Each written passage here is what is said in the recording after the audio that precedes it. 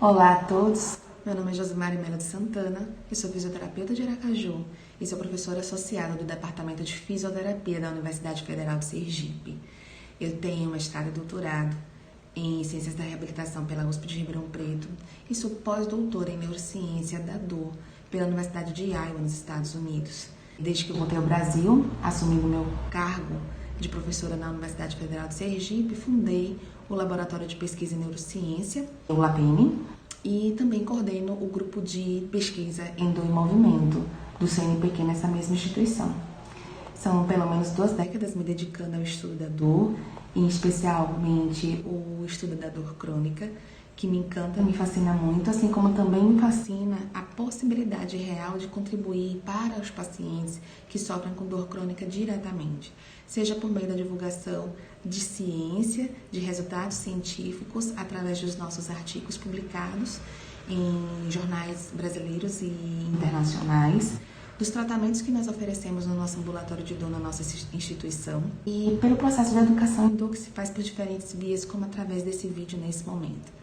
É público e notório que o assunto mais comentado dos últimos tempos é a Covid-19, uma doença que é provocada pelo coronavírus e que causa, especialmente em função da infecção provocada por esse vírus, uma síndrome respiratória aguda, que evolui de casos mais leves para casos mais graves, especialmente nos pacientes que estão caracterizados como sendo do grupo de risco. Mas o que essa Covid, o que essa doença tem a ver com o paciente com dor crônica?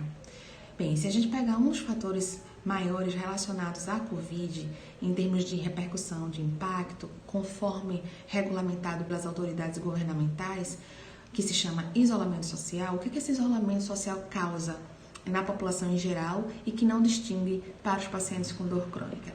Causa uma restrição do acesso aos serviços de saúde, especialmente em caráter ambulatorial. Então, serviços, por exemplo, serviço de fisioterapia, a realização de atividade física em academias e demais serviços médicos e psicológicos e etc. são suspensos.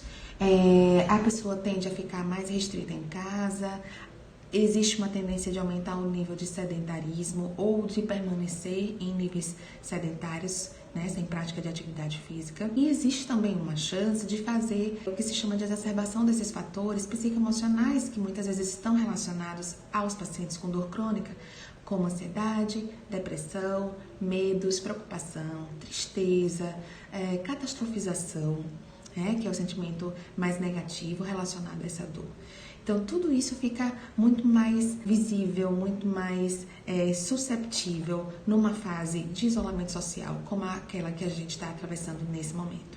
E como é que a gente pode, do ponto de vista da fisioterapia, dar algum tipo de recomendação para vocês? Eu acho que a máxima recomendação que a gente teria para lhes oferecer é mova-se, movimente-se, não fique parado, não fique sentado na poltrona, não fique deitado por horas prolongadas sem fazer muita coisa. Tente, por exemplo, não usar o controle remoto da sua televisão. Quando quiser mudar o canal, quando quiser aumentar ou baixar o volume, vá lá na sua TV e aperte nela. Quer desligar, quer ligar, vá lá nela e faça isso. Como outras várias coisas das AVDs, das atividades de vida diária que a gente tem em casa. Então, o que eu estou querendo falar para vocês é da importância do exercício físico. A dor é um fenômeno multidimensional e multifatorial, tem vários aspectos relacionados. E se a gente preconiza principalmente, não só o componente biológico e físico, também como o componente psicoemocional e o componente social, que determina principalmente as nossas relações interpessoais e como a gente se comporta no convívio em sociedade, tá? Dessa forma, o exercício físico é a intervenção não farmacológica padrão ouro e que tem também multifatoriedade, que também tem aspectos multidimensionais e que consegue, per si, promover benefícios inúmeros em diferentes sistemas do nosso organismo, não somente para diminuir a dor e controlar essa dor, mas tem a possibilidade de gerar melhora do sistema imune, do sistema metabólico, do sistema cardiocirculatório, melhorar o nível de energia, de vitalidade, de disposição, melhorar o condicionamento respiratório, melhorar o funcionamento dos seus músculos, das articulações e dos ossos, tá? É óbvio que muitos pacientes precisam de supervisão para se sentirem motivados, mas a gente precisa de consciência também com relação aos benefícios. Quem sabe isso nos faz mais aptos para desenvolver esses exercícios em casa, já que a gente tem menos coisa aparentemente para fazer, tá? Então, quais são as recomendações com relação a tipo de exercício e a tempo de exercício que a gente pode ficar fazendo em casa de maneira a melhorar nossa condição de saúde e fazer de forma segura, sem o risco de errar, de provocar nenhuma lesão? A melhor recomendação que a gente pode dar é a realização de exercícios aeróbios. O que são os exercícios aeróbios? São os exercícios que não precisam de realização de força, tá? Que não precisam de pesos, que não precisam de máquinas para que sejam feitos. Então, exemplificando, a gente tem a caminhada, o trote, a corrida, andar de bicicleta, saltar, pular, ficar pulando na cama elástica se você estiver em casa, utilizar bicicleta ou esteira ergométrica se você também tiver isso em casa. E quais são as recomendações com relação a tempo? A Organização Mundial da Saúde recomenda que a gente deve fazer pelo menos 150 minutos de exercícios por semana. Isso, distribuído em 5 dias, daria mais ou menos uma prática de 30 minutos. 30 minutos por dia, durante pelo menos 5 dias dos 7 da semana, tá?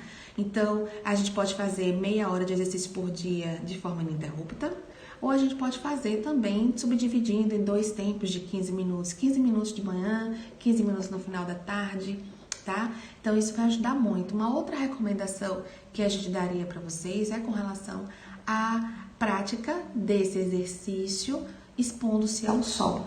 A gente está ficando muito em casa e outra questão que é extremamente recomendada, principalmente para o metabolismo ósseo e para a manutenção dos nossos níveis de vitamina D, que também ajuda na manutenção do humor, da energia, na regulação do sono, é que a gente se expõe ao sol. Então, por que não unir o útil com o agradável e aí fazer 2 recomendações importantes de saúde associadas e simultaneamente?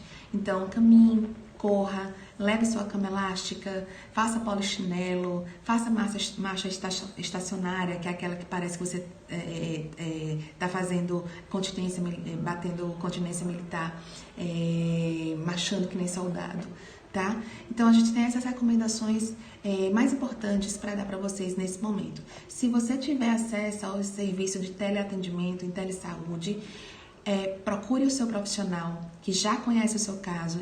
Caso você estivesse sendo atendido antes da pandemia, e peça a ele as melhores recomendações para você, tá bom?